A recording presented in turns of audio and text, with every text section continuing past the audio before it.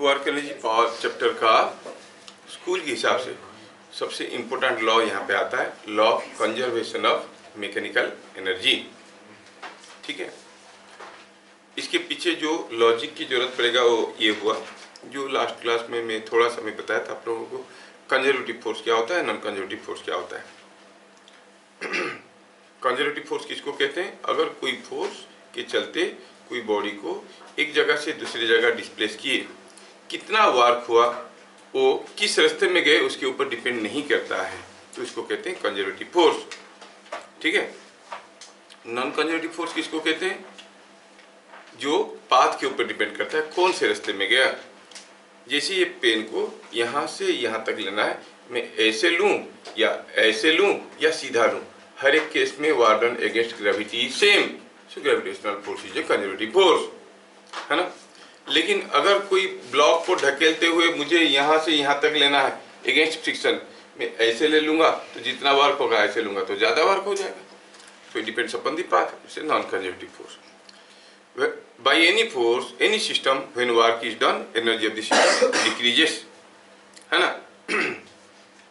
But against any force or system, when work is done, if it is a conservative force, then the energy will increase. If it is a non-conservative force, then the energy will change the form of energy. Mechanical energy था तो heat में convert हो जाएगा, sound में convert हो जाएगा, light में convert हो जाएगा, इलेक्ट्रिसिटी में कन्वर्ट हो जाएगा, अलग अलग फॉर्म में कन्वर्ट हो जाएगा। तो whenever work is done against the conservative force, energy of the system increases. Work is done against the non-conservative force, energy, mechanical energy changes into other form of energy. हम पढ़ने जा रहे हैं law of conservation of mechanical energy. मतलब mechanical energy constant रहेगा कब? जब system में कंजर्वेटिव फोर्स है कि नॉन कंजर्वेटिव फोर्स है, तो लॉ का सबसे लिमिटेशन हो गया, बड़ा limitation. It is applicable only for a system of conservative forces, हर जगह एप्लीकेबल नहीं है, समझ में? अगर नॉन कंजर्वेटिव फोर्स है तो फिर देखेंगे उसके लिए मॉडिफाई करेंगे लॉ को। तो पहले हम देखेंगे law of conservation of mechanical energy.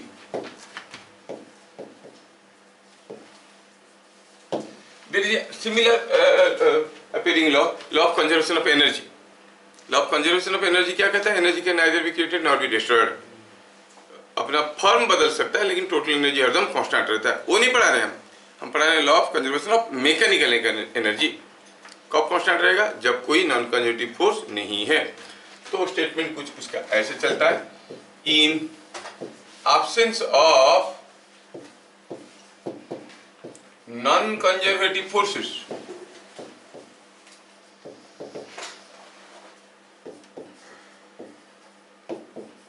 the total mechanical energy of a body or system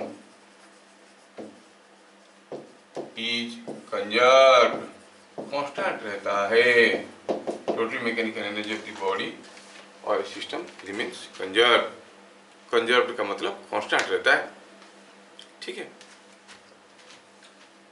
that means हम जानते हैं टोटल मैकेनिकल एनर्जी क्या होता है? Kinetic energy plus potential energy is a constant. कोई भी सिस्टम में सारे पार्टिकल का काइनेटिक एनर्जी निकालो, सारे पार्टिकल का पोटेंशियल एनर्जी निकालो, दोनों को जोड़ो, जो क्वांटिटी मिलेगा वो कांस्टेंट मिलेगा। समझ में आया? कहने का मतलब ये है कि शुरू में अगर वो सिस्टम में कुछ काइनेटिक एनर्जी है और कुछ पोटेंशियल एनर्जी है, बाद में उस सिस्टम में कुछ दूसरा काइनेटिक एनर्जी है, बाद में उस सिस्टम में कुछ दूसरा काइनेटिक एनर्जी है और दूसरा पोटेंशियल एनर्जी है, तो बाद का टोटल एनर्जी पहले का टोटल एनर्जी बराबर होंगे। समझ में आ रहा है? Initial kinetic energy plus initial potential energy is equal to final kinetic energy plus final potential energy. इसी से अगर मैं थोड़ा सजा के इसको लिखूं तो ऐसे मैं लिख सकता हूं, I can bring this side, I can write के ई इनिशियल माइनस के ई फाइनल इज इक्वल टू, इधर है P E final minus P E initial, ऐसे लिखा मैं। क्या मेरी बात समझ में आ रहा है? अब initial kinetic energy minus final kinetic energy क्या देगा? लॉस इन काइनेटिक एनर्जी और gain in kinetic energy. Loss final potential energy minus initial potential energy gain. तो हम कहेंगे लॉस इन काइनेटिक एनर्जी, मैं ऐसे लिखता हूँ, थोड़ा लेजी टाइप का हूँ, इसमें ये गेन इन पोटेंशियल एनर्जी, और अगर इनको लाने की बजाय इसको ले लेते तो आता gain in kinetic energy is equal to loss in potential energy. ये वैलिड है कब? Only when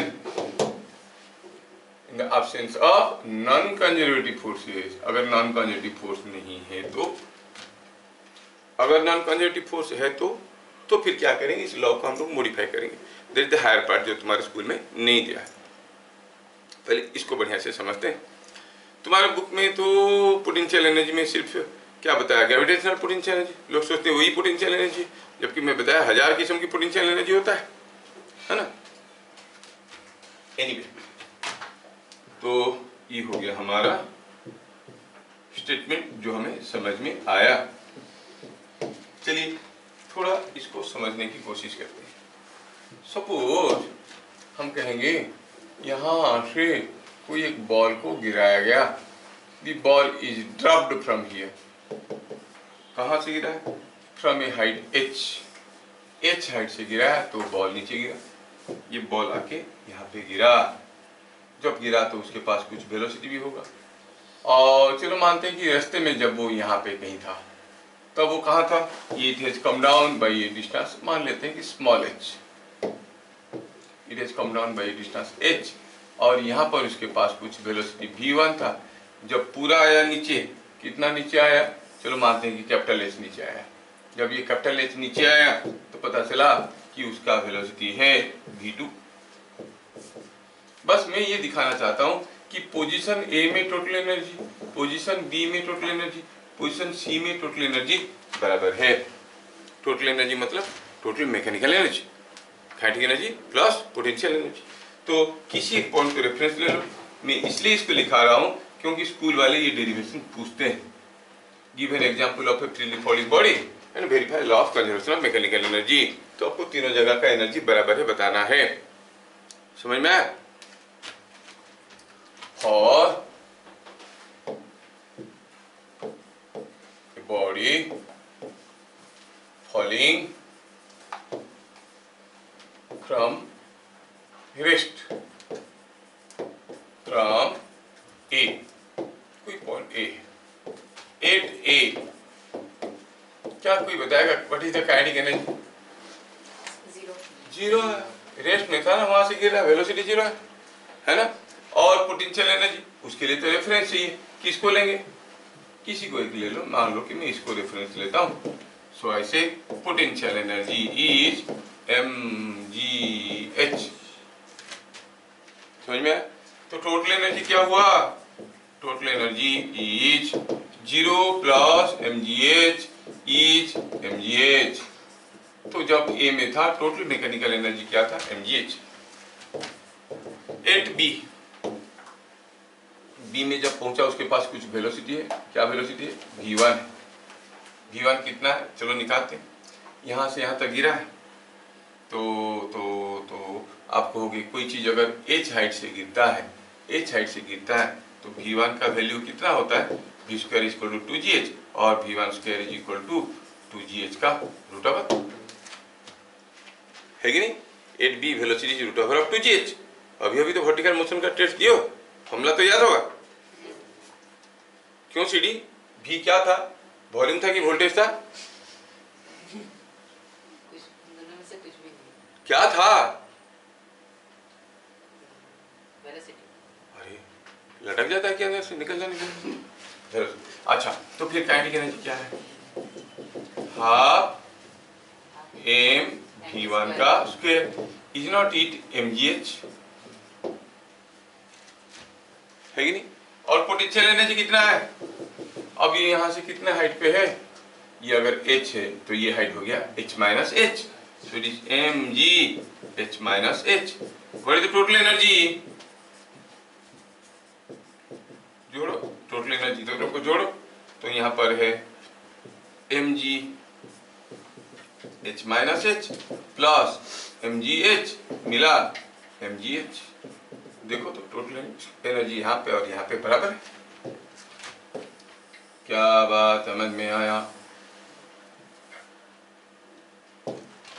total energy is coming out to be same. At C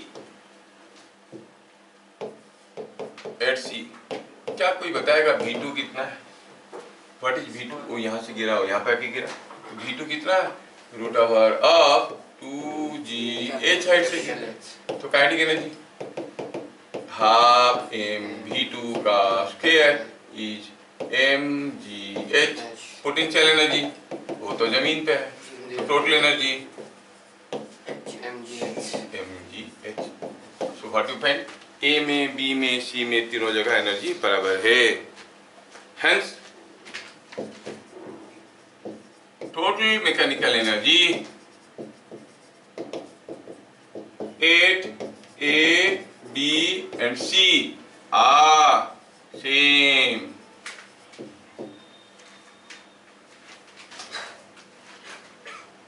क्या बात समझ में आया? सिंपल सा चीजें पूछते हैं तो ऐसे करना पड़ता है।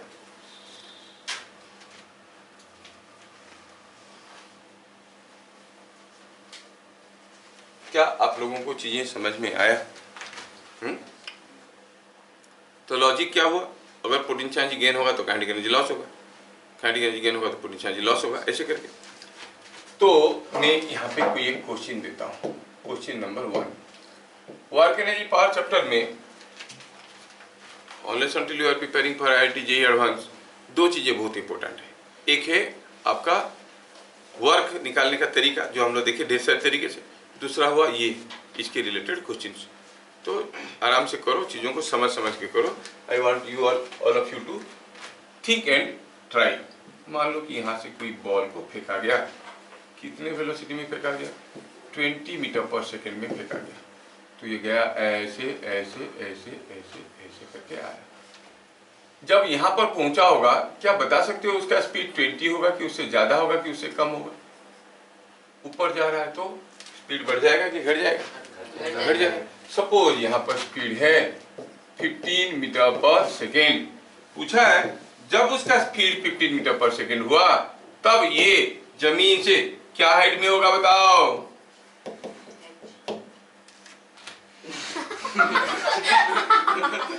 कितना जल्दी बता दिया, एच। अब बताओ कैपिटल एच होगा कि स्मॉल एच होगा?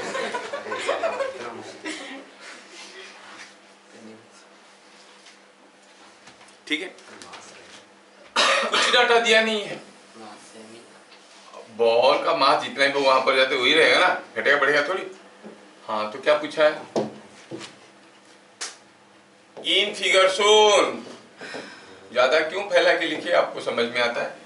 इन फिगर शोन फाइंड एच।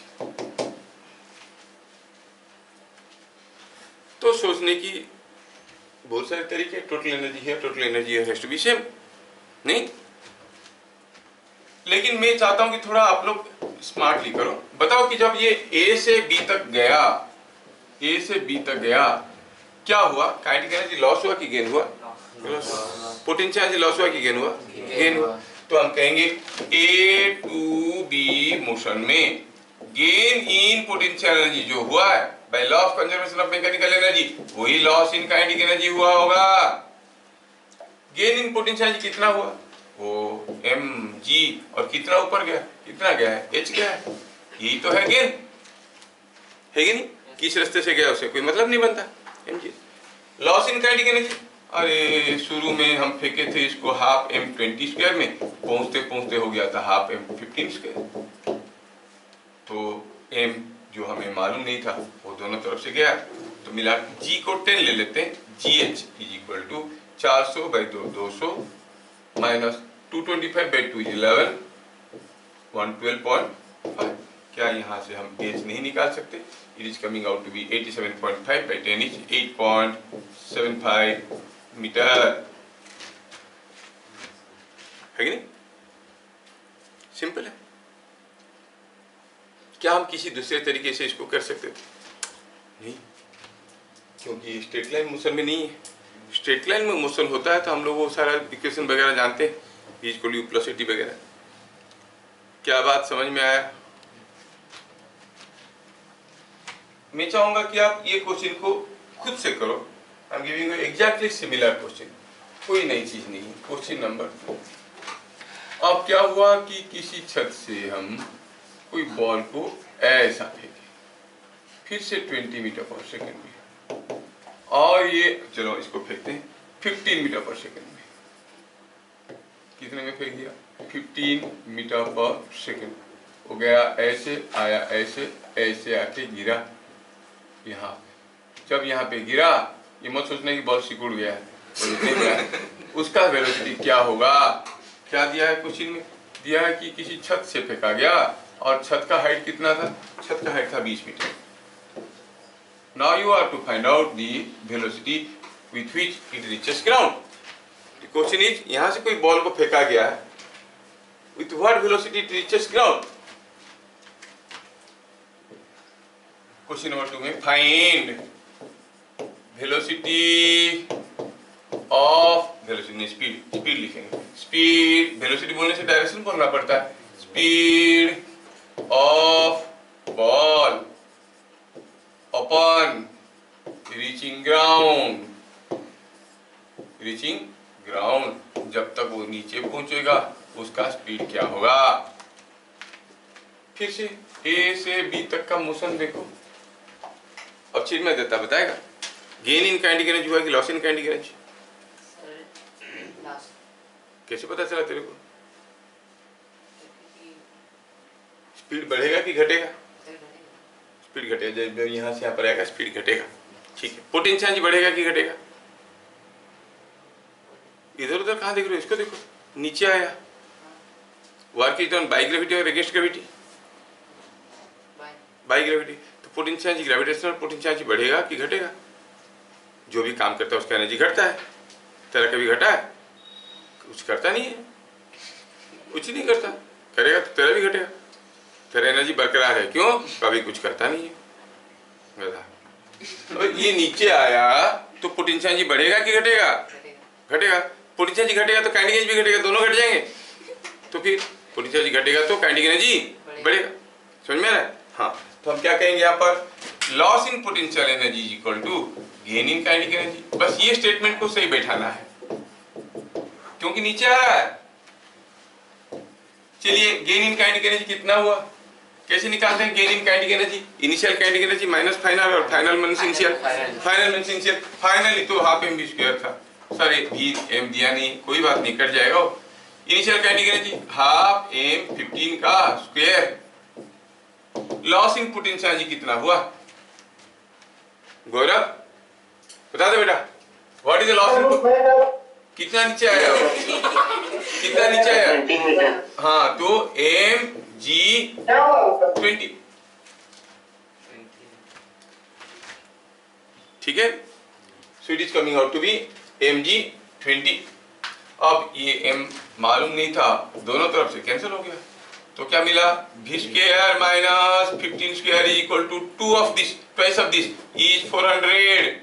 ये 225 गया, तो v स्क्वायर इज 400 प्लस 225 और v इज 25 मीटर पर सेकेंड। समझ में आया? इजी है ना? हाँ, सिनेमा इजी है कि नहीं है? इजी है कि डिफिकल्ट है? इजी। अगर इजी है, now we can go back to a previous class question. अगर हम कोई चीज को ऐसे फेंकते हैं u स्पीड में, या फिर ऐसे फेंकते हैं u स्पीड में, या फिर ऐसे फेंकते हैं u स्पीड में, ये तय है कि हर एक केस में ये नीचे ही गिरेगा। हाँ, ये भी ऐसे गया, ऐसे गया। तो तीनों को हम u स्पीड में फेंकें, यहाँ पर उसका वेलोसिटी हुआ v1, यहाँ पर इसका v2, यहाँ पर इसका v3। तो आपको बताना ये है कि कौन सा केस में velocity at ground will be more, सबसे ज्यादा कौन से केस में होगा? Velocity at ground will be more. मान लो कि ये मास है m, ये मास है 2m, ये मास है 3m। मासेस अलग अलग है, मासेस अलग अलग हो तो फर्क पड़ता है क्या? वो तो मास कैंसिल हो रहा था दोनों तरफ से, m हो 2m हो 3m हो। हर एक केस में ये बराबर नीचे आया है, ये भी h आया, ये भी h आया, ये भी h आया, तीनों केस में बराबर लॉस ऑफ हाइट हुआ है कि नहीं? बराबर लॉस ऑफ हाइट हुआ है, तो जितना लॉस इन पोटेंशियल एनर्जी होगा उतना ही गेन इन काइनेटिक एनर्जी होगा। m कैंसिल हो जाएगा, uv का relation here here and here will be same. क्या बातें समझ में आ रहा है? हाँ, तो चिन्मय बताओ तीनों में से कौन सबसे बड़ा हुआ? सर सेम है। सेम है, तो पता चला कि V1 is equal to V2 is equal to V3। क्या ये मासेस के चलते कोई फर्क पड़ा? नहीं पड़ा। समझ में? अच्छा, अगला क्वेश्चन नंबर 4। मान लेते हैं कि यहां से कोई चीज ऐसे आया, ऐसे चढ़ा और इधर से गया। कोई एक छोटा सा ब्लॉक को मैं यहाँ से छोड़ दिया और ये फिसलते हुए आएगा यहाँ से। जब ये फिसलते हुए आएगा तो ऑब्वियसली इधर से चढ़ेगा और इधर से कूदेगा। पूछा है बताओ कितने वेलोसिटी में कूदेगा? डाटा दिया हुआ है, ये दिया हुआ है समथिंग लाइक से 12 मीटर, और ये डाटा दिया गया, ये हाइट दिया गया है, ये कितना दिया है? ये दिया है समथिंग लाइक 4 मीटर। तो यहां से कोई चीज फिसलना शुरू किया, कोई फ्रिक्शन वगैरह नहीं है। Find v।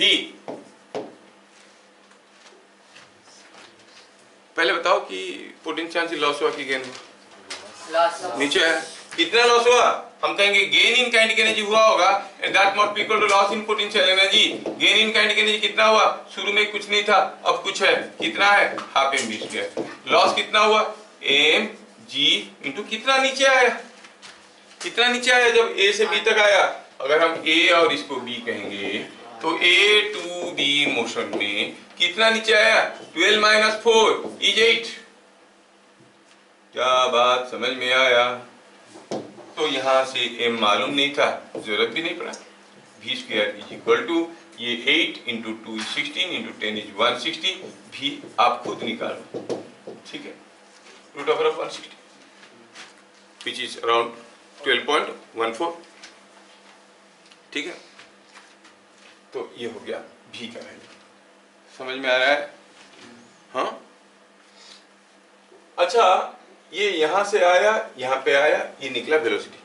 अगर ये जो ट्रैक में आपको दिखाया, अगर ये ट्रैक में मैं कोई बदलाव लाता हूं, मैं करता हूं ये ट्रैक कुछ ऐसा था, अब क्या होता? सेम होता कि नहीं होता? तो ऐसे किधर से मान लो ऐसा नहीं था, ये ट्रैक कुछ ऐसा होता, same, because matter of conservative forces. किस रास्ते से आया से कोई मतलब है ही नहीं। समझ में आया? तो ये जो हमें समझ में आया उसको थोड़ा एक नोट पॉइंट बना देंगे हम लोग। कैसे? अगर कोई चीज मोशन में स्टार्ट किया और मान लो कि कुछ u वेलोसिटी में गया और वो आके कुछ यहाँ पे मान लो कि ऐसे ऐसे करके किसी भी रास्ते में जाते, मान लो कि एक पाइप लगा था, पाइप के अंदर से होते हुए इधर से गया, जब वो यहाँ पे पहुंचा उसका वेलोसिटी v1 था और जब यहाँ पे पहुंचा वेलोसिटी v2 है। My dear smart students will remember this। अगर हम कहेंगे ये हाइट h1 है और ये डेप्थ h2 है, तो हम सीधे सीधे कहेंगे v1 square half m v1 square minus half m u square. थोड़ा सा लिखता हूँ लेकिन तुम लोग मत लिखना, तुम लोग देखना खाली। अब ये ऊपर गया तो पोटेंशियल एनर्जी गेन हुआ है, तो हम कहेंगे काइनेटिक एनर्जी लॉस हुआ है। काइनेटिक एनर्जी कितना लॉस हुआ है? Half m u square minus half m v1 square is equal to potential energy gain हुआ है mgh1, और इसमें से m को काट पीट के छोटा करो तो मिलेगा v1 square is equal to u square minus 2gh1। मतलब जब इस लेवल से ऊपर होंगे तो वेलोसिटी होगा v1 square is equal to u square minus 2gh1। यहां तक निकालेंगे तो पोटेंशियल एनर्जी गेन हो जाएगा, kinetic energy potential energy loss हो जाएगा, काइनेटिक एनर्जी गेन हो जाएगा। तो आपको याद रखना है कि जिस लेवल से आप बात कर रहे हो उससे ऊपर होगा तो वेलोसिटी निकालने की तरीका क्या हो गया? वेलोसिटी निकालने की तरीका, स्पीड निकालने की तरीका हो गया v1 square equal to u square minus 2g h1। और नीचे हुआ तो ये था लेवल हमारा, इस लेवल से थ्रो किए थे। और नीचे हो गया तो v2 क्या हो जाएगा? It is u square plus 2g h2। अब वो किसी पाइप के अंदर से आ रहा है या पेंडुलम आ रहा है या किधर से आ रहा है कोई फर्क नहीं पड़ता। ये हमारा जो मोशन इक्वेशन था v square equal to u square plus 2s, वो इक्वेशन वाज एनर्जी इक्वेशन। समझ में आया? क्या बात समझ में आ रहा है? बढ़िया।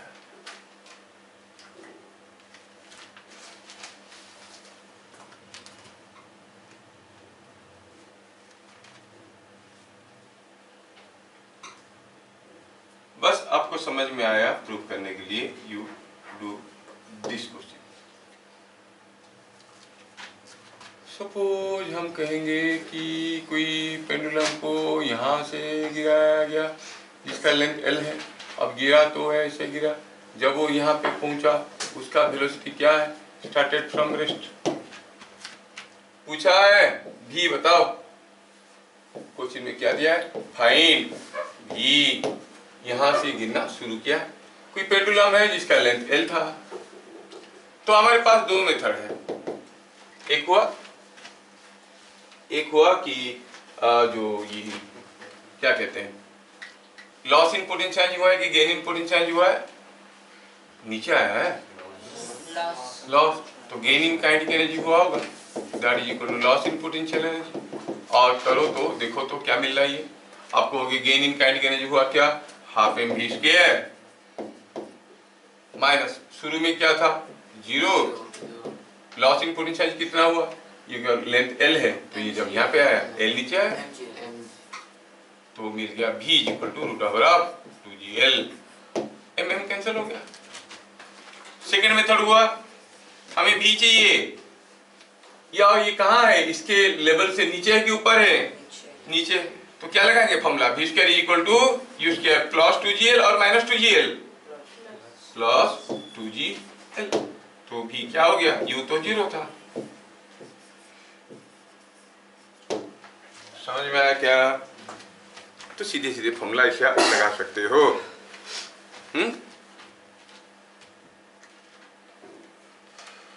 ये आपको समझ में आया। चलिए क्वेश्चन को मैं थोड़ा सा डिफिकल्ट बनाने की कोशिश करता हूँ। यहाँ पर कोई एक इंक्लाइन प्लेन है, ऐसा है इंक्लाइन, ऐसा करके आया है और ऐसा करके गया है, ठीक है। और ये दोनों प्लेन स्मूथ है, ये भी 0 है, ये भी 0 है, और यहाँ पर कोई कर्वेचर है कि टकराव नहीं होगा। कोई छोटे से पार्टिकल यहाँ से चलना शुरू किया। A small particle was released from this position, ठीक है, ए से गिरा। तो ये जो पार्टिकल यहाँ से गिरा आने लगा, कितना दूर से आने लगा? From A distance s1। ये डिस्टेंस कितना है? s1। फिर आएगा तो इधर चढ़ेगा, ये भी इधर कुछ दूर तक चढ़ा। कितना दूर चढ़ा? सपोज हम कहेंगे ये चढ़ गया कहां तक? s2। समझ में आया क्या? ये s1 डिस्टेंस से स्लाइड करके इधर s2 डिस्टेंस तक चढ़ा। और डाटा क्या दिया है? डाटा दिया है कि ये एंगल है 60 डिग्री और ये एंगल है 45 डिग्री। तो क्या लिखेंगे? ए block, A ball slides s1 slides a distance s1 on left incline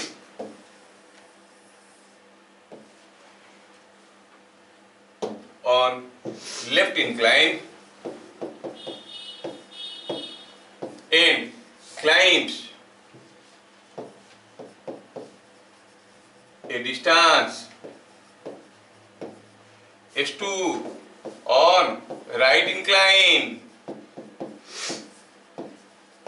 Find S1/S2, इधर से S1 फिसला तो इधर S2 चढ़ गया, S1/S2 बताओ, ठीक है। यहाँ पर A में इनिशियल वेलोसिटी 0 था, and it's a smooth incline, you see there is no non-conservative force present. very commonly available non-conservative force में से आता है frictional force, वही नहीं। S1 फिसला, इधर चढ़ा S2, पूछा S1/S2 का रेशियो बताओ, थोड़ा सोचे और बताएं। अच्छा मान लो ये A से फिसला और B तक चढ़ा, लेट अस अस्यूम कि ये B तक चढ़ गया, थोड़ा ध्यान से सोचना फिर आपको समझ में आ जाएगा। मान लो B तक चढ़ गया, B तक चढ़ा मतलब B पे उसका वेलोसिटी क्या था, 0, मतलब उसके पास कौन सा एनर्जी था, और यहाँ पर दोनों जगह पोटेंशियल एनर्जी था, काइनेटिक एनर्जी नहीं था, और टोटल एनर्जी तो हर जगह बराबर, मतलब यहाँ पर जितना पोटेंशियल था यहाँ पर उतना ही होना चाहिए, मतलब इसका जितना हाइट होगा ये उतना ही हाइट होगा। क्या बात समझ में आ रहा है, दोनों का पोटेंशियल एनर्जी बराबर होगा क्योंकि दोनों का काइनेटिक एनर्जी 0 है। कहने का मतलब हुआ the height of this ball here and height of this ball here has to be same, मतलब आप कहोगे H1 must be equal to H2 as potential energy is same at A and B. Why? Because kinetic energy is 0. Sum of kinetic energy and potential energy constant होता है, दोनों जगह kinetic energy 0 है, तो यहाँ का potential energy वहाँ का potential energy बराबर होगा, है ना। तो आप कहोगे potential energy same at A and B, तो आप कहोगे mgH1 must be equal to mgH2 और H1 is equal to H2। लेकिन H1 क्या है, H1 is sin 60, S1 sin 60 है ना, S1 sin 60 और H2 क्या है, it is S2 sin 45, sin 60 is 1/√2, sin 45 sin 60 is √3/2, sin 45 is 1/√2। तो मारपीट करके S1/S2 निकाल सकते हो, यस सर नो, यस। तो मिल गया आपको S1/S2 का वैल्यू कितना है। क्या मैं ठीक से समझा पाया आपको, इज इट अंडरस्टूड, अंडरस्टैंडिंग और स्टैंडिंग अंडर उड़ गया क्या, आया समझ में, मेरे से लोग हाँ।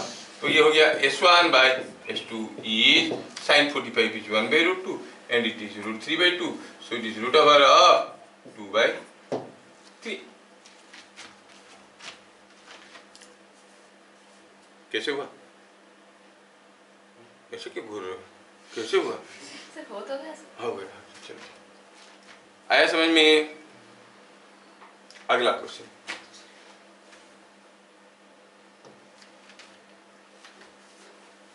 Next question, kinetic energy constant रहेगा, I mean total mechanical energy constant रहेगा, ये चीज ध्यान देना। अच्छा सपोज हम कहेंगे, थोड़ा सा डिफिकल्ट बनाने की कोशिश कर रहा हूँ, मदद करना मेरा, ये ऐसा हुआ और ऐसा हुआ, हाय कैसे भी करो क्या पड़ता है। ये M हो गया 5 kg और मान लो कि यहाँ पर कोई एक 2 kg का बॉल है और 2 kg 5 kg गड़बड़ कर देगा, चलो ठीक है क्या फर्क पड़ता है। इसको इधर फेंक दिए, सपोज हम u स्पीड में, u का वैल्यू भी दे देते हैं 10 मीटर पर सेकेंड, और क्या हुआ कि ये जो चीज है थोड़ा लेंदी है, डिफिकल्ट है सोचना समझना। अब जैसे बॉल को फेंके हर जगह, neglect friction at all contacts, neglect friction at all contacts. मैं कोशिश कर रहा हूँ कि सारे वेराइटी के क्वेश्चंस आपको करवाऊं, लो अच्छा करते हो। तो कोई कुछ भी कोई फ्रिक्शन नहीं, तो ऐसे जैसे चढ़ेगा तो क्या लग रहा है आपको, ये जो 5 kg वाला वेज है वो क्या रेस्ट में रहेगा, जब तक ये यहाँ पे जा रहा है तब तक रेस्ट में रहेगा, जैसे ये चढ़ने की कोशिश करेगा ये इसके ऊपर एक नॉर्मल रिएक्शन देगा, इस नॉर्मल रिएक्शन का एक ऐसा कंपोनेंट रहेगा, इस कंपोनेंट के चलते पुश करते हुए ले जाएगा तो ये चलने लगेगा। मतलब ये जो ब्लॉक है, बॉल है, वो जब तक चढ़ के यहां तक आएगा तब तक ये चल रहा होगा, है कि नहीं। इसका मतलब बात कुछ ऐसा है कि I will repeat the diagram again ताकि यू कैन विजुअलाइज कि ये जो है इसमें जब ये बॉल आके कुछ यहां पे पहुंच गया होगा तो फिर ये क्या हो रहा होगा, ये दोनों चल रहे होंगे कुछ वेलोसिटी में, कितने में मालूम नहीं, चल रहे होंगे और ये यहां तक ही चढ़ा। Let the ball climbs up to be, तो पूछा है कितना ऊपर चढ़ेगा बताओ, फाइंड एच। क्वेश्चन समझ में आया?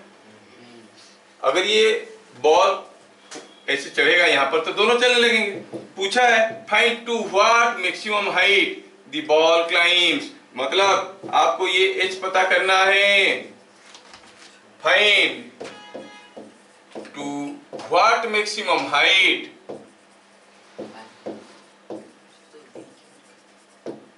बॉल क्लाइम्स, ये बॉल कितने ऊपर तक चलेगा। B is a point, B point तक चलेगा बॉल, बोला कितना ऊपर तक चलेगा बताओ। ठीक है, यू कैन ट्राई। ये बॉल कितना ऊपर तक चढ़ेगा, मान लो कि बी ऊपर तक चढ़ेगा और आपको समझ में आ गया होगा कि जब ये चढ़ेगा तब ये चल रहा होगा। अच्छा, सिस्टम का पोटेंशियल ये गेन हुआ है कि लॉस हुआ है? ये तो जहां था वही है नीचे, ये बॉल ऊपर चढ़ गया है, पोटेंशियल गेन हो गया, तो सिस्टम का काइनेटिक एनर्जी लॉस हो गया होगा नहीं? तो टोटल काइनेटिक एनर्जी यहाँ पर जो था और यहाँ पर जो था, दोनों में से कहाँ पे ज्यादा होगा काइनेटिक एनर्जी? यहाँ पे, क्योंकि यहाँ पर जो काइनेटिक एनर्जी था उसका कुछ हिस्सा बॉल को ऊपर उठाने में लग गया। ठीक है, तो हमें पता करना है find to what maximum height when the ball climbs to maximum height B. तो आप देखोगे कि उसका वेलोसिटी तो जीरो है at B, velocity of the ball कितना है? Zero. Velocity of the ball at point B is zero. Zero means zero with respect to this, और चढ़ नहीं रहा है, लेकिन इसके साथ चिपक के है कि नहीं? चिपक के है मतलब ये जितने में जा रहा है उतने में जा रहा है। हम दोनों चिपक के खड़े हैं, तुम भाग रहे हो 10 मीटर पर सेकंड में, तो मैं कितने में भाग रहा हूँ? चिपक के है तो मैं भी 10 में भाग रहा हूँ। अगर ये जा रहा है भी में तो ये भी जा रहा होगा भी में, जा रहा होगा या नहीं जा रहा होगा? कोई बात समझ में आ रहा है? हाँ, तो 8b बोथ कौन कौन था? 2 kg and 5 kg are moving with speed v। पहले पता तो करें कि ये v कितना है। अगर हम ये पूरे को सिस्टम मान लेंगे, क्या इनके ऊपर एक्सटर्नल फोर्सेस आते थे? हाँ आता था, वेट आता था, नॉर्मल रिएक्शन आता था, वर्टिकल फोर्सेस आते थे, कोई हॉरिजॉन्टल फोर्स तो नहीं आया। आप बोलोगे जो टेढ़ा फोर्स आया उसका भी तो एक हॉरिजॉन्टल कंपोनेंट था, लेकिन वो तो इंटरनल फोर्स था, एक्सटर्नल हॉरिजॉन्टल फोर्स नहीं आया। तो horizontal momentum has to be conserved. Is no external horizontal force acts, horizontal momentum is conserved। क्या लिखेंगे? As no external horizontal force acts, the horizontal momentum is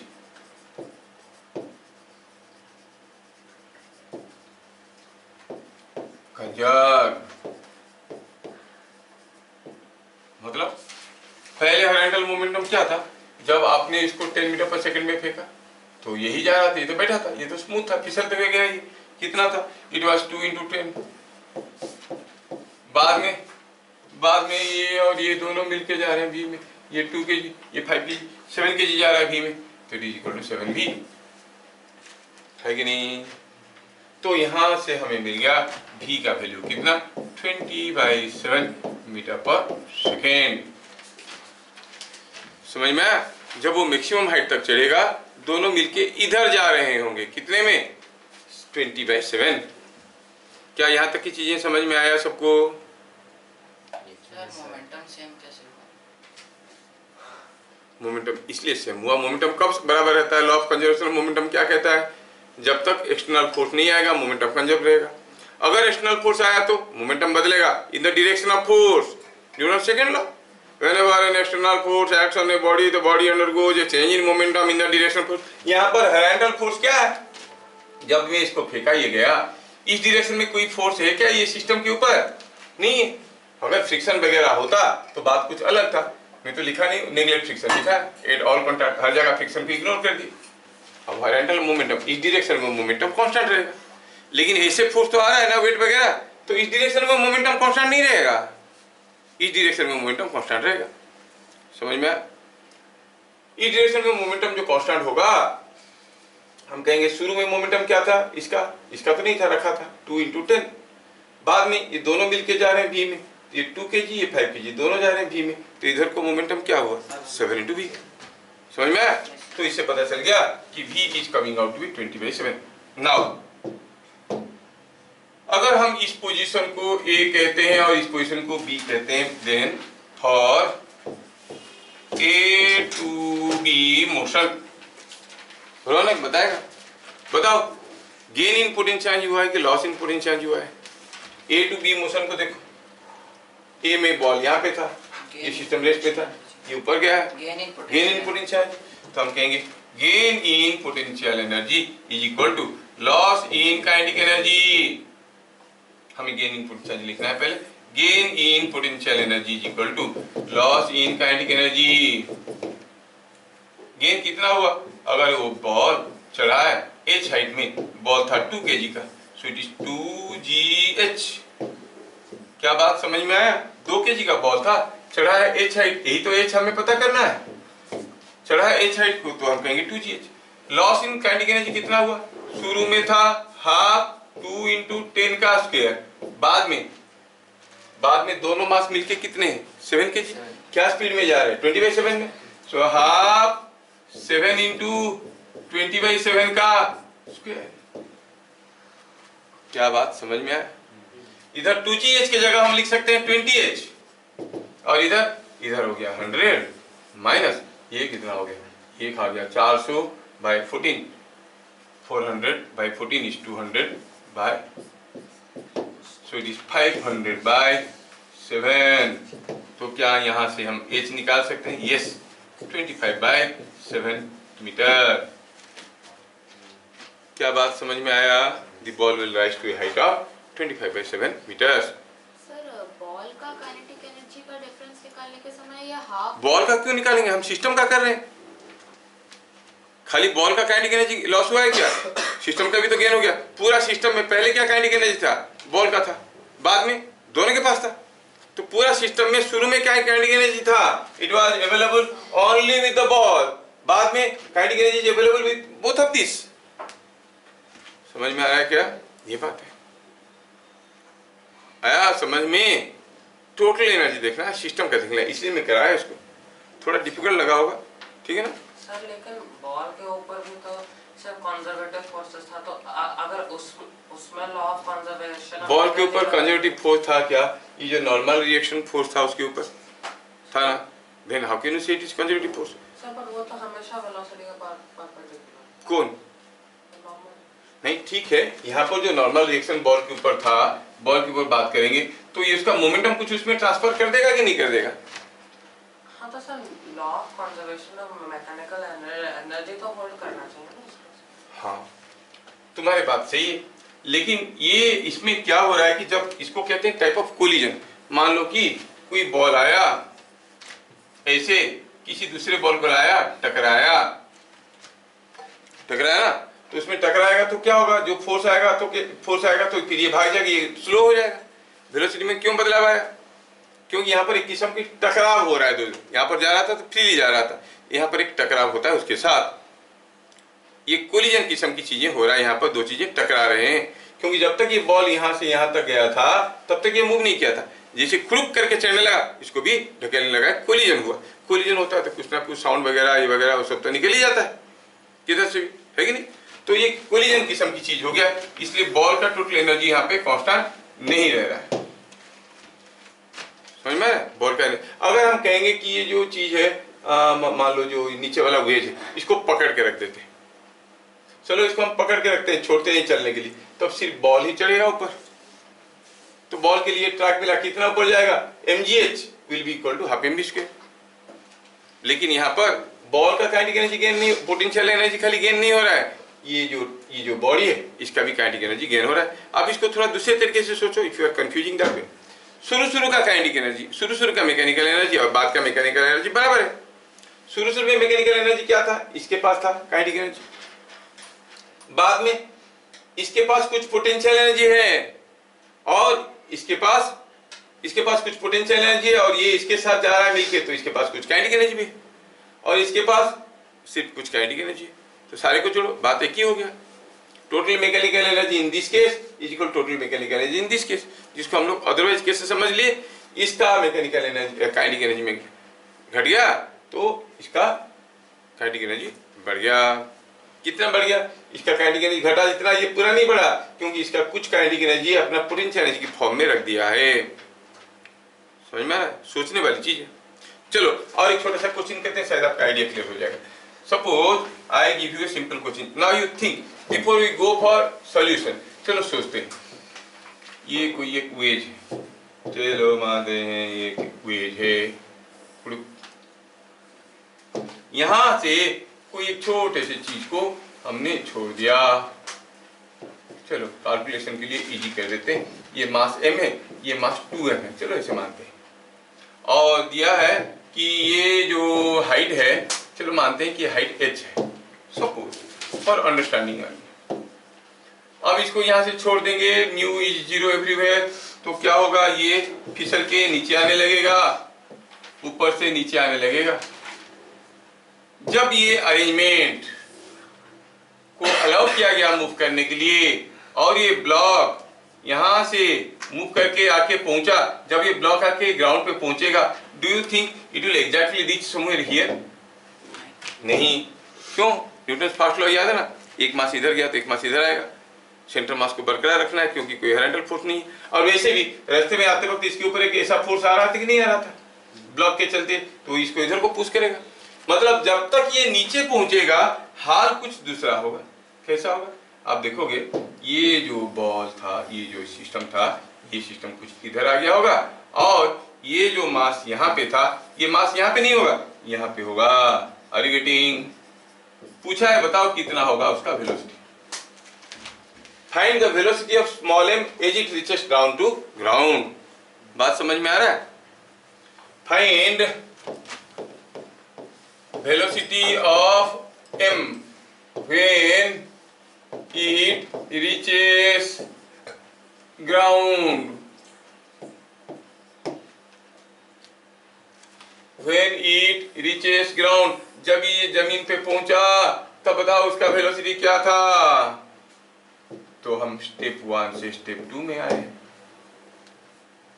neglect friction, कहीं कोई friction नहीं है।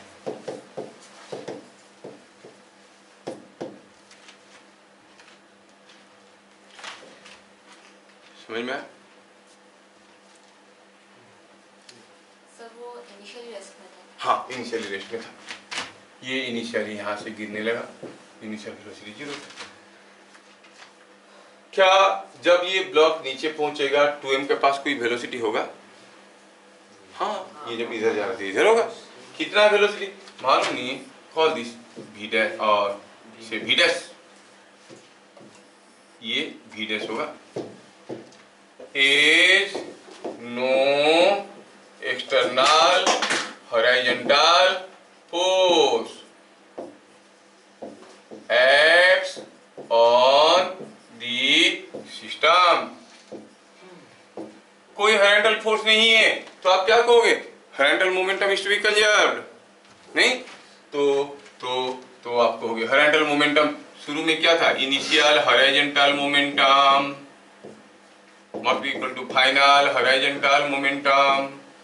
Initially तो सब कुछ रेस्ट में था, फाइनली m का था v और 2m का था v डैश, लेकिन उल्टा था तो टोटल मोमेंटम हुआ ये।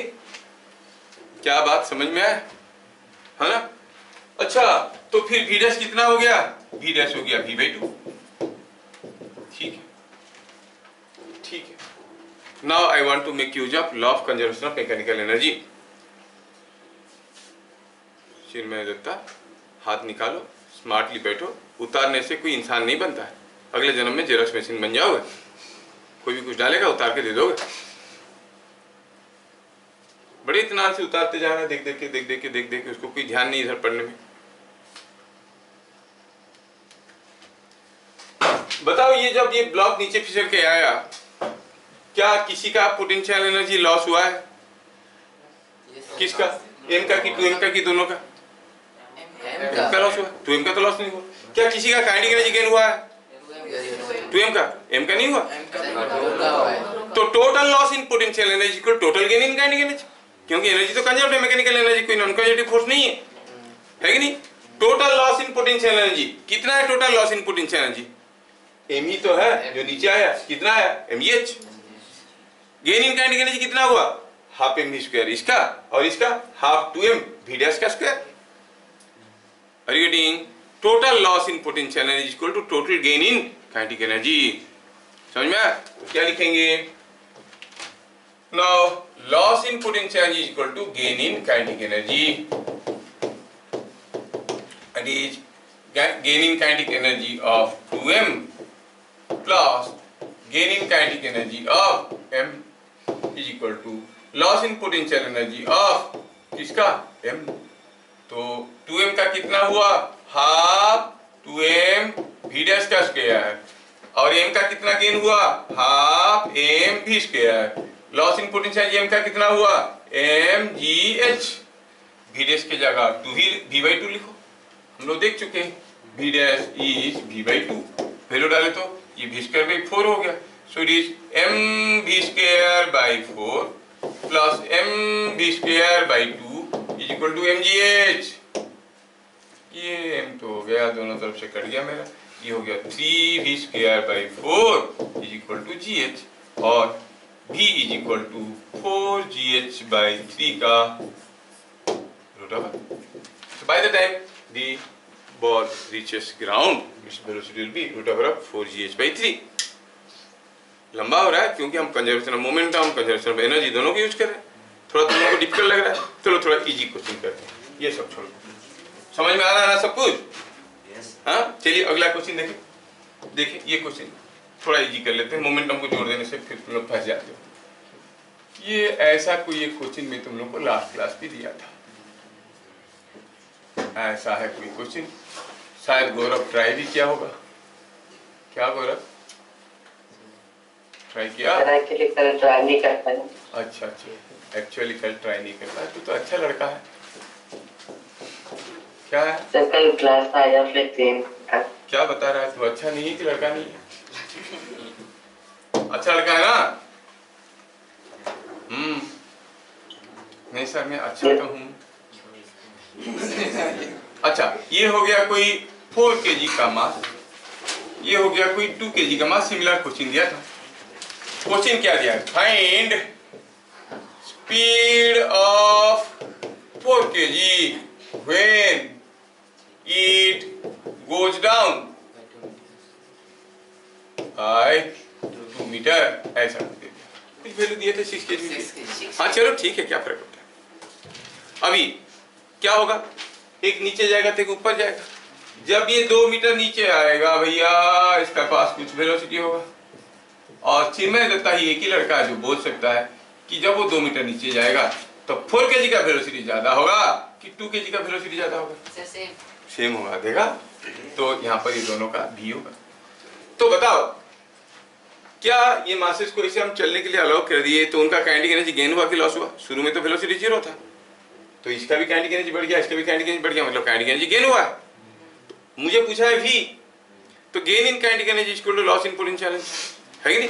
तो हम कहेंगे gain in kinetic energy is equal to loss in potential energy. कितना गेन हुआ? 4 kg का। काइनेटिक एनर्जी कौन से डायरेक्शन में है चिन्मय दत्ता? काइनेटिक एनर्जी का डायरेक्शन पूछ रहे हैं, नीचे की तरफ कि ऊपर की तरफ? रौनक क्या बोल रहा है? अरे काइनेटिक एनर्जी स्केलर क्वांटिटी, उसका कोई डायरेक्शन होता नहीं है। होता है क्या? काइनेटिक एनर्जी का कोई डायरेक्शन है ही नहीं। तो इसका है हाफ, कितना गेन हो गया? हाफ 4v स्क्वायर, और इसका हाफ 2v स्क्वायर, जबकि v हमें मालूम नहीं है। पोटेंशियल एनर्जी, इसका कितना लॉस हुआ? बोला कि 2 मीटर नीचे आएगा तो इसका कितना लॉस हुआ? 4g2। इसका कितना लॉस हुआ, इसका कितना लॉस हुआ, इसका कितना लॉस हुआ, इसका लॉस कहाँ हुआ, तो गेन हुआ। ये अगर 2 मीटर नीचे आएगा तो ये 2 मीटर ऊपर जाएगा। इसका कितना गेन हुआ, 2G2, 2GH, 2G2, लेकिन हम तो लिख रहे हैं लॉस। गेन हुआ 2G2 तो लॉस कितना हुआ, माइनस। तो टोटल लॉस कितना हो गया, इसका लॉस प्लस इसका loss, total loss is equal total gain. और यहां से मिल गया ये 2B² plus B² is equal to ये 80 माइनस ये है 80 माइनस 40 इज 40, तो भी हो गया 40/3 का रूट ओवर। क्या बात समझ में आया। Total loss in kinetic energy, total loss in potential energy को total gain in kinetic energy हुआ। समझ में आया है? तो 80 निकला, मेरा गड़बड़ तो नहीं है, देखो तो ये ओ वाला क्वेश्चन में उसमें वहां 6 kg दिया था, तुम लोग कर लिए थे उसको, कितना आया था आंसर? ओह मेरा टाइम बेकार का खोटा क्या। एनीवे चलो ठीक है, अगर उसको कर लिए थे तो do this one now, do this one now. I make a little difficult question. ये पुली है, देखते हैं, ये गया ऐसे, ये गया ऐसे, ये लगा है यहाँ पर 2 kg और यहाँ पे लगा है 6 kg, ठीक है। अब क्या हो गया, 6 kg वाला नीचे जाएगा। Find speed of 6 kg when it goes down by 2 metre. क्या है कोई पहलवान जो इसको करने की कोशिश करेगा? Loss in potential gain in kinetic energy करना है। पहले बता, लगता है कि कर पाओगे पुजारी, लग रहा है? हाँ तो करो फिर, उसमें क्या पूछा है 6 kg का स्पीड बताओ जब तक ये 2 मीटर नीचे आएगा। काफी लोग हैं जो गड़बड़ कर देंगे, लग रहा है मुझे। किसका दिमाग एक बार में सही बैठ जाता है, देखते हैं एक बार में सही, क्योंकि बहुत सारे छोटे मोटे रीजनिंग है इसके अंदर।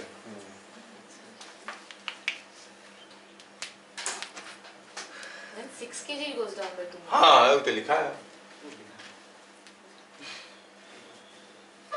6 kg 2 मीटर नीचे गया।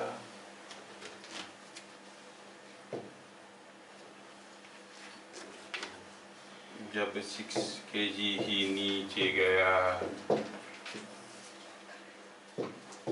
यहाँ पे आ गया है 6 kg, पूछा है 2 मीटर नीचे आया है, तब उसका स्पीड क्या है बताओ। ओ जब 6 kg यहाँ पर आ गया है तो बताना आपको ये। तब तक मैं थोड़ा ये क्वेश्चन को रंगीन बनाता हूँ, क्योंकि आप लोग ये मैं इसको दूसरे कर चल मेरी लो ना, हो गया। जब 6 kg 2 मीटर आएगा तब उसका वेलोसिटी क्या होगा। Neglect mass of the pulleys, एक सेकंड में neglect mass of pulleys, pulleys के मास को इग्नोर करो, कुछ नहीं है। Pulleys are ignore. चलो कितना सुंदर सुंदर पुलिस, देखो मैं रंगीन क्वेश्चन देता हूँ।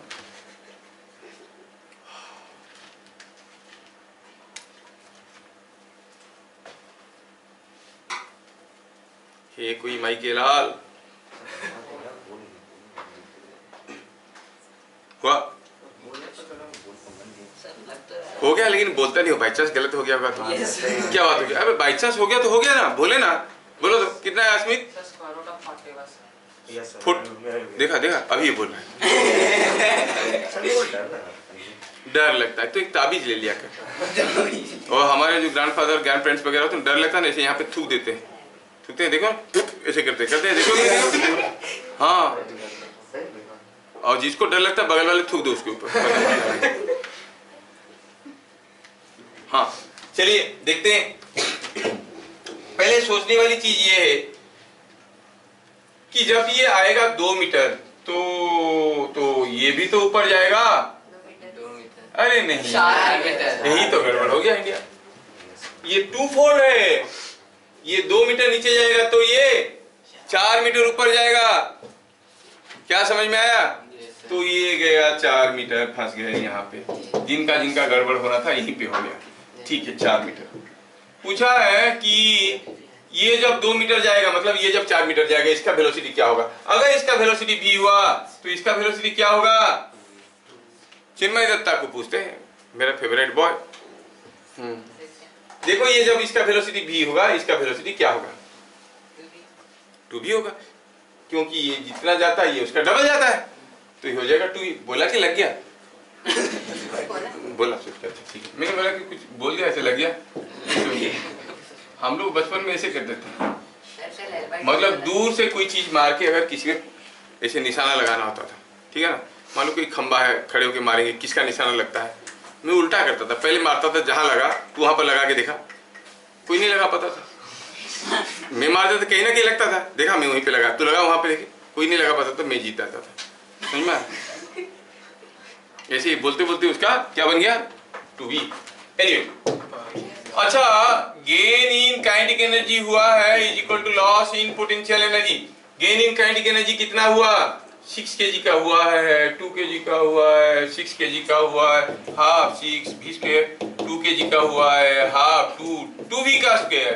Loss in potential energy 6 kg का हुआ है, 6g2, और 2 kg का लॉस हुआ है? नहीं, गेन हुआ है। कितना गेन हुआ है? 2g4। लॉस कितना हुआ? -2g4। Total loss, total gain. क्या यहाँ से भी नहीं निकल जाएगा? हुआ था, यही किए थे। कितना है आंसर? √40 by 6 by 7। तो मतलब तुम लोग समझदार हो गए हो, वेरी गुड। तो थोड़ा मुश्किल बढ़ाते हैं, थोड़ा मुश्किल बढ़ाते हैं।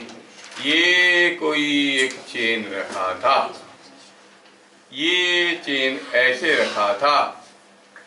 अब जब वो चेन ऐसा कुछ था, चलो मानते हैं कि ये डिस्टेंस था L/2, पूरा चेन का मास m, लेंथ L। मान लो कि कोई फ्रिक्शन वगैरह नहीं है। Find with if chain slips out of table, find with what speed it leaves the table, ये टेबल को छोड़ेगा।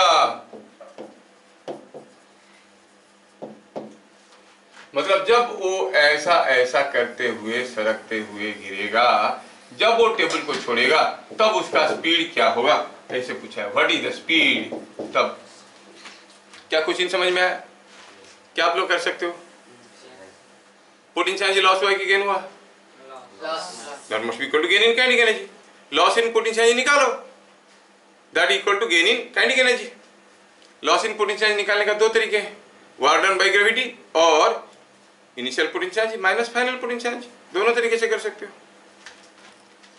तो लॉस इन पोटेंशियल एनर्जी अगर निकालना चाहेंगे तो कहेंगे कि ये μ0 है हर जगह।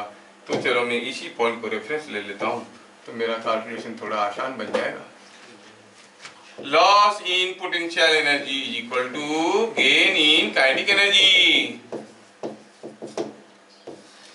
गेन इन काइनेटिक एनर्जी कितना हुआ? पहले कुछ भी नहीं था, अब पूरा का पूरा मास v वेलोसिटी में जा रहा है, तो हाफ mv स्क्वायर गेन हुआ, पहले कुछ नहीं था, है ना? लॉस इन पोटेंशियल एनर्जी कैसे निकालते हैं? इनिशियल माइनस फाइनल और फाइनल माइनस इनिशियल। कैसे निकालते हैं? Initial minus final. हाँ, तो इनिशियल पोटेंशियल एनर्जी क्या था? अगर इसको रेफरेंस लेंगे तो इसका तो 0 था, इसका था minus m/2 g h, h कहाँ? L/4। तो भूल गए क्या? mgh में h क्या था? Height of centre of gravity, लेकिन इसका सेंटर ऑफ ग्रेविटी नीचे है। कितने नीचे? L/4 minus final potential energy. Finally क्या मास है? पूरा मास है। mg कितना नीचे है centre of gravity? Minus L/2। क्या बात समझ में आ रहा है?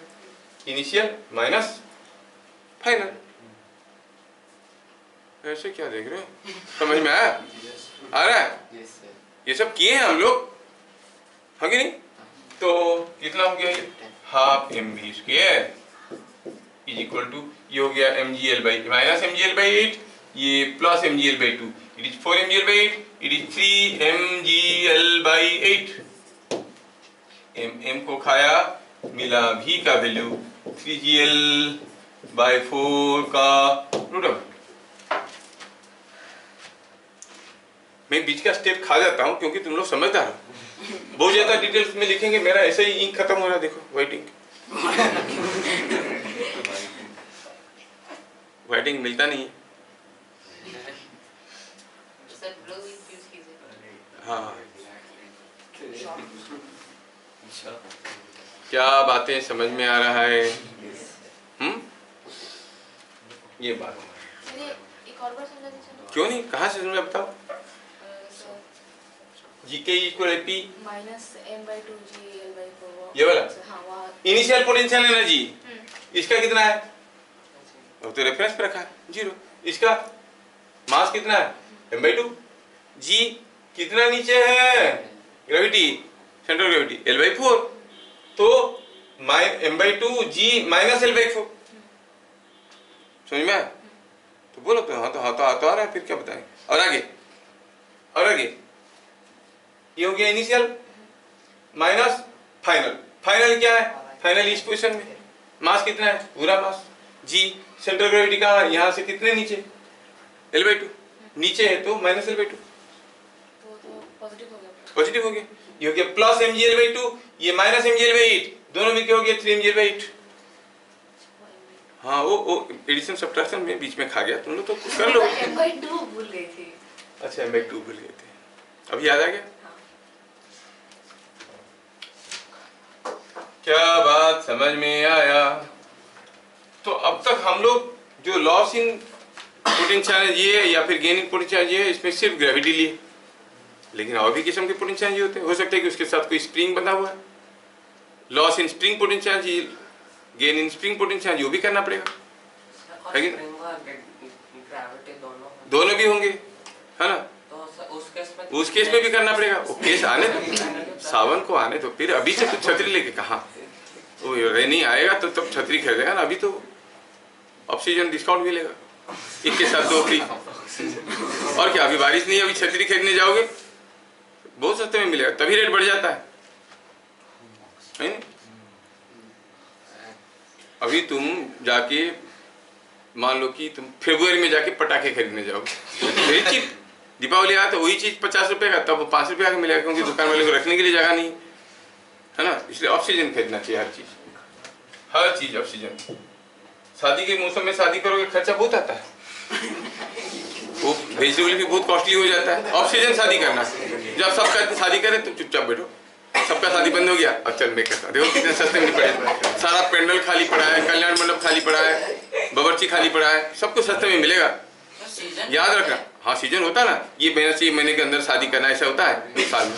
तुम लोग उसको छोड़ के दूसरे समय में कर लेना, बहुत सस्ते में पेंडल मिलेगा, सब मिलेगा। और लोग आएंगे भी, मेरे को तो बुलाओगे क्योंकि फ्री होगा तब। बाकी तो हर जगह बुलाते हैं।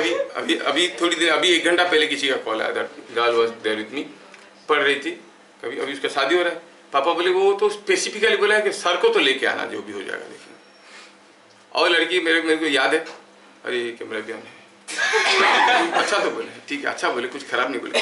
उसका जब +2 का बोर्ड हुआ, इसी क्वालिफाइड NIT करके गया, वो निकल गया, नौकरी वोकरी करे। उसका हर सब्जेक्ट में 95 आया था। और वो बोला कि सर मेरा ना फिजिक्स में 95, केमिस्ट्री में 95, और ऐसे बोला। मैं बोला इंग्लिश में कितना है? बोला 95, मैथ में कितना है? 95। बेवकूफ़ की तरह मैं उसको पूछा कितना % हुआ? तो सब में 95, तो 95% हुआ। बोला सर सब में 95 आया। ओ सब में 95, तो 95% हुआ। Like that. मेरे को याद है वो स्टेटमेंट, और जिसके जब उसका पापा भी बुलाए तो मेरे को याद आया कि अरे वो लड़कियों को ऐसे पूछा था, मेरे को बेवकूफ़ बनाया था। खुद बोल रही है कि फिजिक्स में 95, केमिस्ट्री में 95, मैथमेटिक्स में 95, इंग्लिश में 95, कंप्यूटर में 95। मैं बोला कितना % हुआ? समझ रहे हो ऐसा। एनीवे कभी कभी ऐसे होता है। ठीक है, हम लोग इसको आगे बढ़ाएंगे with different type of potential energy. Again spring potential energy को अकाउंट भी कर लेंगे। अगले क्लास स्प्रिंग पोटेंशियल एनर्जी और इसको खत्म करेंगे। उसका अगले क्लास में हम लोग देखेंगे अगर नॉन कंजर्वेटिव फोर्सेस प्रेजेंट है तो क्या होगा। नहीं, चिंता की कोई बात नहीं, वही होगा जो मंजूरी खुदा होगा। फिर मिलेगा अगले क्लास, तब तक के लिए जय हिंद। मेरे को भी